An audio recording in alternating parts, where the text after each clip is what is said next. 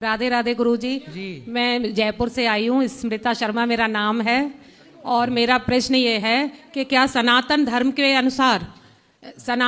के अनुसार बिना कन्यादान किए विवाह संपन्न हो सकता है या नहीं? भाई कन्यादान की परंपरा है जी। कन्यादान नहीं होगा तो कैसे काम बनेगा? कन्यादान मैं- कोई तो करे, गुरुजी- दादी करे, दादा करे, मामा करे, मामी करे, बुआ करे, फूफा करे, कोई भी करे, पर करे ना वो नियम, वो प्रोसेस होता गुरुजी है। मैं ऐसे सोचती हूँ कि मैं अपनी बच्ची का विवाह तो करना चाहती हूँ पर कन्यादान नहीं, क्योंकि मैं इतनी वो नहीं, मैं अपने बच्चे को अपने प्राणों से प्यारा जो समझती हूँ उसका दान कैसे कर सकती हूँ? तो आपकी बहू है नहीं तो कन्यादान जब नहीं करेगी उसकी माँ, तो आपकी बहू कैसे बनेगी वो? तो मैं विवाह करना चाहती हूँ, विवाह करा के भेजना चाहती हूँ पर दान में नहीं देना चाहती। कोई वस्तु थोड़ी है मेरी बच्ची जिसको मैं दान में दे दूं। तो जनक जी से ज्यादा होशियार आप हैं। जनक जी ने तो किया था कन्यादान, उनसे ज्यादा समझदार आप हैं। मतलब नहीं अब नहीं, आप बताइए जनक जी ने फिर बेटी सीता का कन्यादान क्यों किया? मतलब वो आपके जैसे समझदार नहीं थे? अब मेरा मार्गदर्शन आप मतलब करें। कौशल्या के पिता कौशल नरेश समझदार नहीं थे जिन्होंने अपनी कौशल्या नाम की बेटी का दान दशरथ जी को कर दिया। राम की माँ कौशल्या का भी तो कन्यादान हुआ है। वो तो महान थे, मैं इतनी महान नहीं हूँ ना, मुझे अपने बच्चे का दान में नहीं दे सकती। आपके पिताजी कोई वस्तु नहीं है ना बच्ची। आपके पिताजी ने आपका कन्यादान किया कि नहीं? जी किया तो था। आपके पिताजी मूर्ख थे मतलब? अब उन्होंने किया, लेकिन मुझे ऐसा लगता है कि नहीं, तो क्या करना चाहिए? क्या विवाह संपन्न नहीं माना जाएगा अगर अपने लगने? देखो शास्त्र ऐसे नहीं है कि लग क्या रहा है लग क्या नहीं रहा। जो नियम है, जो शास्त्र, जो वेद कहते हैं वही धर्म है। यद्यपि शुद्धम वेद विरुद्धम ना करणीयम। वेद जो कहते हैं वही मानो, जो वेद कहते हैं वही मानो, जो वेद मना करते हैं वो मत करो। आप तो वेद विरुद्ध जा रही हो, सनातन विरुद्ध है ये कन्यादान। आज जितनी बेटियां हैं ससुराल में जीवन गुजार रही हैं, तो क्या कन्यादान करके क्या कोई बुराई है? नहीं गुरुजी, केवल आपको बहू ऐसी मिले जो विवाह तो हो जाए आपके बेटे से, पर वो अपनी माँ से जुड़ी रहे, आपका घर बर्बाद हो जाएगा। नहीं गुरुजी, तो बेटे का कन्यादान क्यों नहीं होता? विवाह तो उसका भी होता है। आजकल के बेटों का कन्या पहले हो जाता है।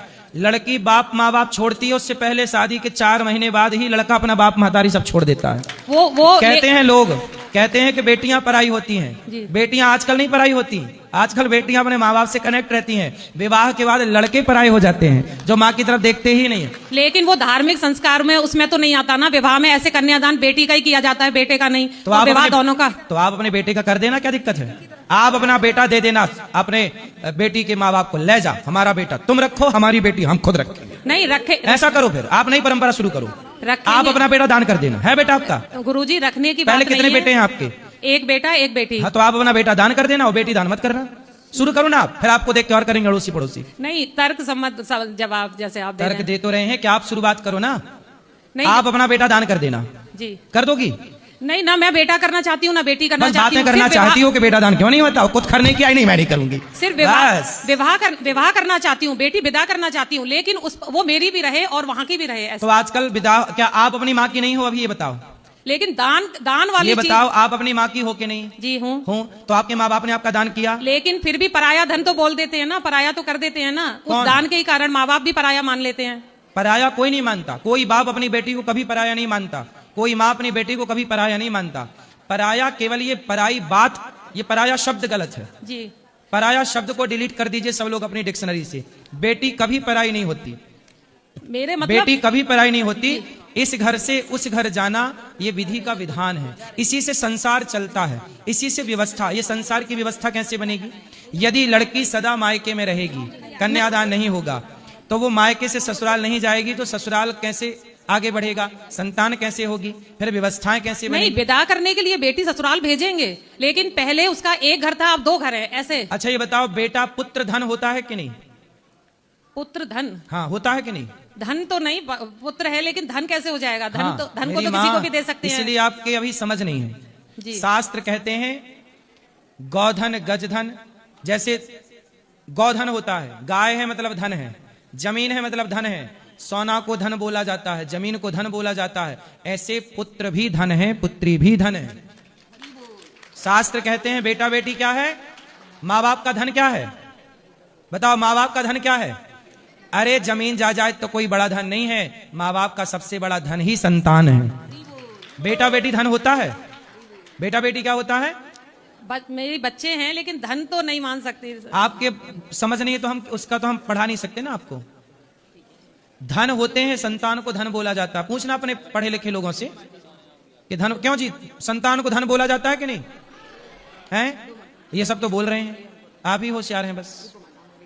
सारा धन एक तरफ और पुत्र धन एक तरफ, इसलिए पुत्र भी एक धन है, कन्या भी एक धन है, ये आंख भी एक धन है। पुत्र का दान नहीं करेंगे, पुत्री का कर देंगे। आप करो ना, मैं बोलता रहा हूं अपने बेटे का दान आप करो, शुरुआत आप करो, फिर दूसरे करना स्टार्ट करेंगे।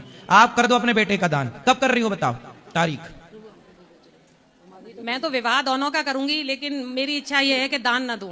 बेटा दान नहीं करोगी? ना बेटा ना बेटी, बेटा- लेकिन बेटी को विदा करके ससुराल भेजेंगे। हाँ। ऐसा नहीं है, बेटी को भेजेंगे, सब कुछ है। हाँ। लेकिन एक दान से ऐसे लगता है ना जैसे एकदम पराया कर दिया। दान देके तो भूल पराया जाना, क्यों भूल जाते करना हैं ना। है? दान का मतलब है कि दान किया और भूल गए। आजकल तो बेटियां कन्यादान होने के बाद जाती हैं और लेके जाती हैं 5 लाख बाप का, और ससुराल से लेके आती हैं 20 लाख वापस, तलाक सहित 20 लाख। ये आजकल तो देखो दान करने के बाद ही वापस आ जाती हैं, नहीं आ जाती। दान किया था तो वापस क्यों आ गई? तलाक क्यों हो गया आप बताओ? वो वही तो गलत है, वो भी गलत है। क्या गलत है? तलाक लेना कि दान देना? नहीं, दान वस्तु का कर सकते हैं, बच्चों का कैसे करेंगे? अब देखो शास्त्रों की बात नहीं माननी तो आप मत मानो, पर परंपरा यही है। जनक जी ने कन्यादान किया, रुक्मणी जी के पिता भगवान श्री कृष्ण का जब विवाह हुआ, उनके पिताजी आए, पूरा विधि विधान बाद में हुआ, सब कन्यादान हुआ। तो सब प्रकार की विधियां हैं, कन्यादान करना चाहिए, यही शास्त्र की परंपरा है, यही सनातन की परंपरा है। आपको नहीं करना, आपके अपनी मनमाना आचरण करना है। तो आजकल मनमाना, शादी के पहले लड़का लड़की लिव-इन में रह रहे हैं, तो ये मनमाना है कि नहीं? तो आजकल तो मनमाना, आजकल बेटा अपने माँ बाप को घर से निकाल दे रहे हैं, मनमाना है कि नहीं? जब आजकल सबको ही मनमाना करने लग गया तो आप भी कर लो मनमाना, क्या दिक्कत है? नहीं, कोई रोकेगा थोड़ा? शास्त्र के अनुसार वो विवाह संपन्न माना जाएगा या नहीं? देखो 8 प्रकार के विवाह होते हैं, 8 प्रकार के विवाहों में सबसे श्रेष्ठ विवाह यही है कि कन्यादान हो। बाकी सब विवाह इस विवाह से श्रेष्ठ नहीं है। बाकी सब विवाह हैं, माने जाएंगे जी, परंतु कन्यादान का विवाह जो परंपरा है, क्यों से तोड़ना चाहती हो परंपराओं को? बिगड़ना क्या है भाई? कन्यादान करो, इसके बाद भी आपका बेटी से माँ से आना जाना रहे, प्यार मोहब्बत रहे, दुख सुख में एक दूसरे के काम आओ। माँ बाप को जरूरत पड़े तो बेटी सपोर्ट करे, बेटी को जरूरत पड़े तो माँ बाप सपोर्ट करे, सब कुछ रहे। एक अच्छी बेटी बनाओ, एक अच्छा संस्कार दो। ये नहीं कि हम शास्त्रों की बात नहीं मानेंगे। इसी चक्कर में आज के लड़के गीता नहीं पढ़ते, रामायण नहीं पढ़ते, बोले शास्त्र हम मानते नहीं। जब आप लोग ऐसी बात करोगे, सनातन धर्म में मुसलमान कभी नहीं कहता कि मैं कुरान नहीं पढ़ूंगा, कुरान के अनुसार नहीं चलूंगा। बस सनातनी बस कहता है मैं धर्म के अनुसार नहीं चलूंगा, वेद पुराणों के अनुसार। जब आप नहीं चलोगे तो आपकी संतान क्या चलेगी? नहीं, चलने के लिए चलना चाहते हैं, इसीलिए आपसे पूछ रहे हैं कि ऐसा मतलब है, हो सकता है या नहीं हो सकता। अपनी बेटी को योग्य संस्कार दीजिए और जो प्रोसेस है वो पूरा कीजिए। इसके बाद भी आपका प्रेम बना रहे। माँ और बेटी का ज्यादा प्रेम भी अच्छा नहीं होता, ज्यादा प्रेम के कारण ही तलाक हो रहे हैं। ये बात आप सहमत हो इस बात से कि नहीं? जी जी। तो फिर काहे तुम बेटी का घर बिगाड़ने पे तुली हो? नहीं, बिगाड़ना नहीं, वो अलग चीज हो गई, वो बिगाड़ना नहीं चाह रही। चलो ठीक है, ठीक है गुरुजी, मतलब मैंने समझ लिया कि शास्त्र के अनुसार कन्यादान जरूरी है, जरूरी है। और बेटी और माँ का जितनी दूरी रहे विवाह के बाद उतना बेटी के लिए सही है। कल आपकी बहू आएगी और आपकी बहू यदि आपको टाइम देगी तो आप बहुत अच्छी बहू मानोगे, और आपकी बहू आपके पास बैठ के अपनी माँ से बात करती रहेगी तो आप कहोगे भाई मेरी बहू अच्छी नहीं है। नहीं, माँ से भी कर सकती है, करे बात। हाँ। दिन भर करती रहे? नहीं, दिन भर तो आप ही बताओ, दिन भर तो क्या करेंगे? फिर करते हैं लोग। हाँ। आजकल आप नहीं सुन रहे समाज में कि बेटी और माँ इतना कनेक्ट है कि घर टूट रहा है, कोई फर्क नहीं पड़ रहा है। क्या आप नहीं देख रहे हैं समाज में? जी। जब देख रहे हैं तो उसे देखिए और सुधार करिए जी। और बेटी और माँ का प्रेम बना रहे। पर इतना भी ना, देखो महाभारत में कथा है कि एक गाय बछड़े को चाट रही थी, गाय बछड़े को चाट रही, और इतना चाटा कि बछड़े को खून आ गया। अर्जुन जागे, अर्जुन ने कहा कन्हैया मैंने आज एक सपना देखा है। क्या सपना? बोले गाय अपने बछड़े को इतना चाट रही थी, इतना चाट रही थी कि बच्चा चिल्ला रहा था और उसके खून गिर रहा था, उसके सारे बाल झड़ गए और मांस निकल आया, लाल हो गया, खून बह गया। तब भगवान मुस्कुरा के बोले अर्जुन ये कलयुग में होने वाली घटना का आपको सपना आ गया। क्या घटना है प्रभु? तब भगवान बोले कलयुग में माता पिता अपने बच्चों से इतना प्रेम करेंगे, इतना प्रेम करेंगे कि उनका वही प्रेम उन बच्चों को बिगाड़ देगा, बर्बाद कर देगा। जय हो अति सर्वत्र वर्जय। आपने गीत सुना होगा, एक गीत सुना होगा, चाहे बेटा कितना प्यारा हो उसे सिर पे बिठाना ना चाहिए, चाहे बेटी कितनी सुंदर हो उसे घर घर घुमाना ना चाहिए। तो ये सब बातें हैं, अब आज के लोग समझते नहीं है, लेकिन हर बात के पीछे कोई अर्थ है।